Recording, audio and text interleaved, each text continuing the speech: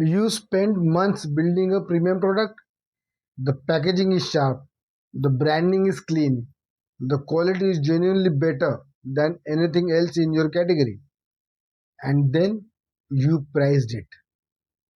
Not based on what customer believes it's worth, not based on what margin you actually need to survive and scale, but based on what your competitors charges plus a little extra so you will feel premium. That's not premium pricing. That's fear with a markup. And it will kill your brand slower and more painfully than any market downturn ever could. I have managed delivery programs where margin erosion wasn't an abstract finance concept. It was a live project, bleeding cash, because someone upstream made a pricing decision based on gut feel instead of cost architecture. I've also been building a personal brand of my own on the side. And the moment I stopped thinking like a founder and started thinking like an operator, my entire pricing model changed. Here's what you will walk away with today. The exact cognitive mistakes founders make when pricing premium products, how operators think about margin and why its structure is different, a pricing framework you can apply to your brand this week, why underpricing a premium product doesn't just hurt revenue, it destroys positioning. Let's get into it. Here's what standard founders pricing playbook looks like.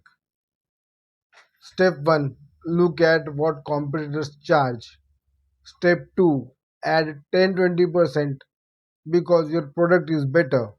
Step 3, worry that customer won't pay it. Step 4, discount back down to feel safer. And finally, step 5, wonder why your brand doesn't feel premium. This playbook is everywhere and it's built on a fundamental misunderstanding of what price actually communicates. Most founders treat price as an output, the last number you arrive at after accounting for costs and competition. But in a premium market, price is an input. It's one of the first signals your customer receives about what category you belong in. Before they touch the product, before they read a review, before they open the packaging. Price is positioning. And when you price from fear, when you anchor to a competitor's number instead of your own value architecture, you are letting someone else define your category for you. Here's the dangerous part. Underpricing a premium product doesn't make it more accessible. Think about the last time you saw a luxury item at a surprisingly low price. Your first instinct wasn't excitement, it was doubt. What's wrong with it? Is it fake? Why is it so cheap? That doubt is what you are creating in your customer's mind. Every time you underprice out of fear, you are not lowering the barrier to purchase. You are raising the barrier to trust. And trust is the only thing a premium brand actually sells. Here's what operators lens changes everything. In program delivery, margin isn't a finance department problem. It's a delivery architecture problem. When I'm scoping a large infrastructure program, margin erosion is tracked as a risk from day one, not discovered as a problem at quarter close. Why? Because operators understand that margin has a structure. It's not a single number, it's a cascade. You have direct cost margin, what it costs to produce one unit. You have operational margin, what it costs to run the business that delivers that unit. You have brand margin, the premium the market pays because of who you are, not just what you sell. Founders typically see the first one. They calculate COGS, add multiplier, and call it a price. Operators see all three and they price to protect all three simultaneously. Let's make this concrete. If your direct cost on a premium product is rupees 500, a founder might price it at around rupees 1200 and feel good about the big gross margin. That sounds healthy until you account for customer acquisition cost, returns, platform fees, packaging, logistics, and the cost of content you are creating to sell it. Suddenly, that 1200 rupees price point is working against you. An operator asks a different question. What does this product need to cost for the business behind it to be viable at scale? That's not the same as what's the highest price I can justify. It's a structural question. What margin do I need at 500 units sold?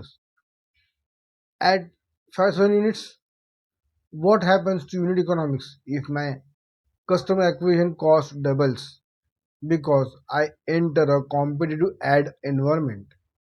What's my margin floor? The price below which the business stops being a business and becomes a hobby.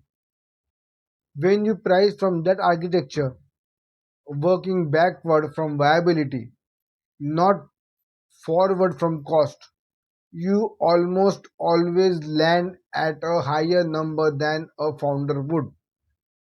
Not because you are being greedy, because the math of building a real brand demands it.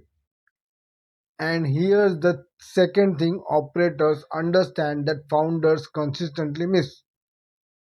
Price is easier to hold than it is to raise.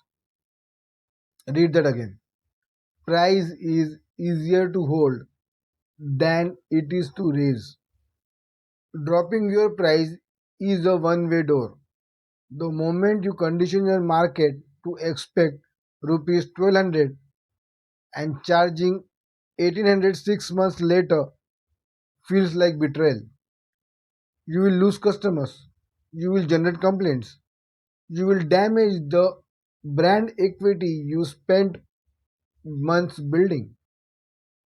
But if you launch at 1800 rupees with a positioning that justifies it and you hold that price with confidence, you create a brand that the market respects and give yourself room to run launch discount, a limited offer, a founder's pricing window without permanently anchoring your brand at the lower number. Launch high, hold firm, discount strategically, never structurally. That's operator pricing discipline. Let me give you two examples. Example number one, the infrastructure vendor who priced himself out of premium. In my early career, I worked with a network solutions vendor bidding on a large enterprise contract. Their solution was genuinely superior. Better architecture, stronger SLAs, lower long-term CTO for the client. Yet they priced it 15% below the market leader because they were afraid the client wouldn't believe they were worth the same. They won the contract and then spent the next 18 months fighting the perception that they were the budget option. Every upsell was a battle. Every renewal negotiation started from the position of weakness. The client had mentally filed them under value vendor not because of their quality but because of the number they put on the table on day one. Price is memory. The market files you where you price yourself. Now, coming to the next example from my own personal brand. When I was working through the pricing architecture for my own personal brand and products, my first instinct was to look at what established players were charging and find a competitive entry point. Classic founder thinking, right? The moment I switched frameworks, when I asked what price this product needs to hold for the business to be viable, for the positioning to be credible, for the customers to take it seriously, the number that came out was uncomfortable. It felt high. It felt presumptuous. It felt like I was overestimating my brand's authority on day one. And then I stress tested it the operator's way. What's the worst case if I hold this price and the volume is slow to start? The answer was tighter earlier cash position, but an intact brand that was manageable. What's the worst case if I underprice to drive volume early? I train my first customers to expect low prices. I compress my margins permanently, and I spend the next 2 years trying to reposition upward. That is unrecoverable. The uncomfortable price was the right price. If you are building a premium brand and your pricing logic started with the competitor's number, start over. Not the product, the pricing architecture. Build it from margin viability, brand positioning, and long term unit economics. The number that comes out will feel high. Hold it anyway. Founders price products, operators price businesses. A product price answers the question, what will the market pay? The business price answers the question, what do I need to charge for this venture to be worth building? Those are not the same questions, and the gap between them is where the most premium brands quietly die. Not from the bad products, not from the bad marketing, but from a pricing decision made in the first week that compressed every margin that followed. Price from architecture, not anxiety. Launch at the number the business needs, not the number that feels safe. Hold it, defend it, and let the quality of your product justify it over time. That's how premium brands are built, not with better logos, with better financial discipline on day one. If you are building a brand on the side or trying to reposition the one that's already underpriced, then subscribe. Every week I bring same operating discipline I use in corporate program delivery to the real problems of building a business. No recycled startup advice, no motivation content, just frameworks that hold up when the pressure is real. See you next week.